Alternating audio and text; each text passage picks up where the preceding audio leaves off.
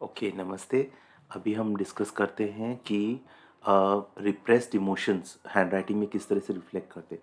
Repressed emotions मतलब वो emotions जो आपने अपने अंदर दबा के रखे हैं। अब आप वो इमोशंस के प्रति अनकॉन्शियस हो गए हो, लेकिन वो आपके अंदर एक प्रेशर कुकर की तरह वो प्रेशर क्रिएट हो रहा है। एंड जब वो अपॉर्चुन मोमेंट आएगा, then the pressure cooker will blast. ठीक है, तो ये जनरली तब होता है लाइक जब अल्कोहल वगैरह के इन्फ्लुएंस में देन होते हैं ना लोग पूरी तरह से दे जस्ट एक्सप्लोड, राइट? या एक पर्टिकुलर प्रेशर पॉइंट पे आने के बाद एक्सप्लोजन हो जाता है। ठीक है, तो अब ये इसमें पर्टिकुलर हैंडराइटिंग में ये दिखता है। However I will say as for any trait, कोई भी ट्रेड को एक उसमें हम एनालाइज नहीं कर सकते। We have to see the entire handwriting to analyse. But एक अच्छा इंडिकेटर हो सकता है रिप्रेस इमोशंस का, और वो है एम और एन। एम और एन थिंकिंग थिंकिंग के लेटर्स हैं। ठीक है, थिंकिंग एबिलिटीज़ के लेटर्स हैं। तो इसमें ये रिफ्लेक्ट होता है। जैसे सपोज अभी मैं यहाँ से दिखाता हूँ, जस्ट अ सेकेंड। जैसे सपोज एम में इट विल बी, ठीक है, ये तो फिर भी अगर थोड़ा वी हो गया, मैं इसको वापस एक बार ड्रॉ करता हूँ। ठीक है, सो बेसिकली क्या होता है इसमें, there is no empty space between the letters, वरना if you can make M like this, ठीक है, यू सी वीज, ठीक है, वीज आपको दिख रहे हैं, दिस इज लाइक एनालिटिकल। ठीक है, they use a lot of their mind to make decisions. Repression is where there is already a lot of things are stored, ठीक है, इनसाइड। सो माइंड की एनालिटिकल एबिलिटी कॉम्प्रोमाइज हो जाती है, and they have a lot of things, जैसे ये N में भी आता है।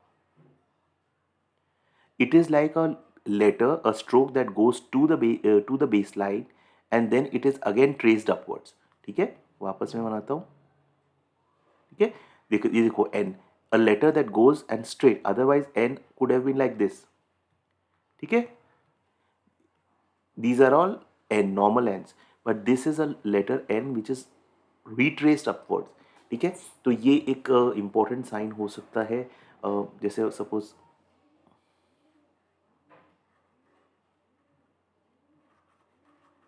ठीक है, इसमें आप जैसे सपोज एम आप देख रहे हो, it has been retraced upwards. So that is one sign. अभी मैं एक और एग्जांपल बताता हूँ। जैसे सपोज यू राइट मोहन,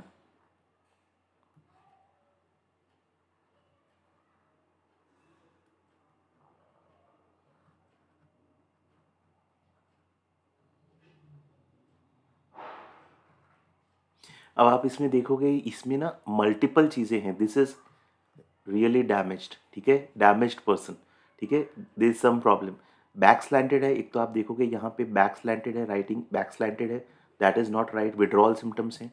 अब इसमें आप देखोगे तो ये बैक स्लैंटेड के अलावा यहाँ पे अगर आप देखोगे, ठीक है, तो ये भी this is a secrecy self deceit trait.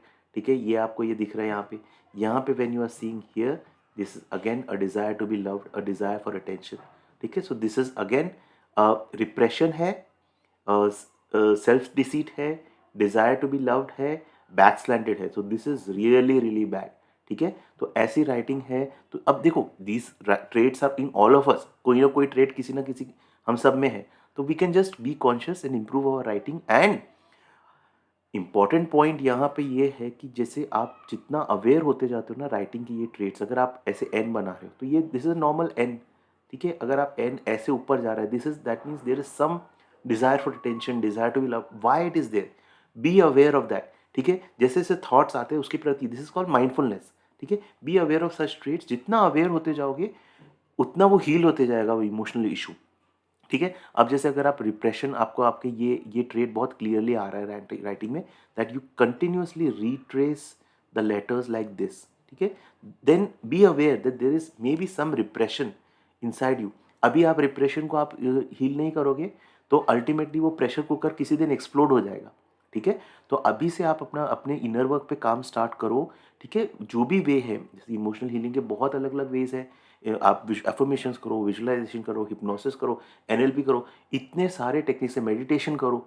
ठीक है, इतने डायरेक्ट टेक्निक्स को यूज कॉन्शियसली, चलो और कुछ नहीं हो रहा है आपसे तो एटलीस्ट अपने राइटिंग में ये पैटर्न को चेंज करो। ठीक है, कॉन्शियसली प्रैक्टिस करो कि मैं ये पैटर्न से मैं अपने राइटिंग में इस पैटर्न को अवॉइड करूंगा, and it will impact your prefrontal cortex and those patterns will change. This is the magic of this called graphotherapy. तो ये आप कर सकते हो. ठीक है. अच्छा, अब अगर आपको रिप्रेस्ड इमोशंस वरी और एंग्जाइटी के रूप में किस तरह से मैनिफेस्ट होते हैं, वो होता है लूप्स. ठीक है. देखो, लूप्स मतलब जैसे आप मैं एन बना रहा हूँ तो दिस इज द एन. ठीक है. ये एक एन हमने एम हमने देखा. तो नाउ अगर अगर मैं, ठीक है, कई लोगों की हैंडराइटिंग होती है ना, तो these are like worry loops, anxiety loops. ठीक है. इन लोगों को एंग्जाइटी का प्रॉब्लम हो सकता है, वरी. एन, जितना बड़ा लूप उतना बड़ा एंग्जाइटी या वरी का ट्रेट हो सकता है. ठीक है. देन आप अगर देखोगे तो ये unconscious, that is the lower zones में आप किस तरह से दिखेगा आपको. जैसे suppose if you make G. ठीक है. तो it may be like you are retracing the G up here. Sorry, एक minute.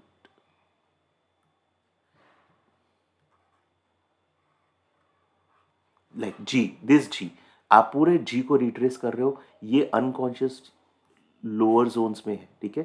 That is deep deep resentment this is there in your unconscious. वो कब जाके ऊपर आएगा वो आपको पता नहीं है, बट ये अनकॉन्शियस में है, या इट इज.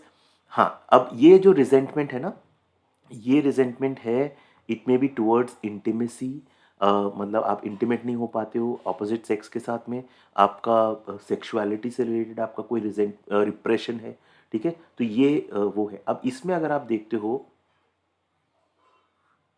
ठीक है, ये G again this is a sign of aggression. ठीक है. एग्रेशन का साइन है. ठीक है. This is a sign of aggression, but we are talking about repression here. तो दिस इज, तो again point is that we have to see all different aspects. एक ही स्ट्रोक से आप नहीं बोल सकते हो, अलग अलग स्ट्रोक में देखना है. बट हाँ, this can convey a lot and you can work on those particular points in side of you. ठीक है. तो ये आई होप मैंने आपको थोड़ा सा गाइडेंस इस पर दिया है. It is helpful. Thank you so much for watching this video. Bye.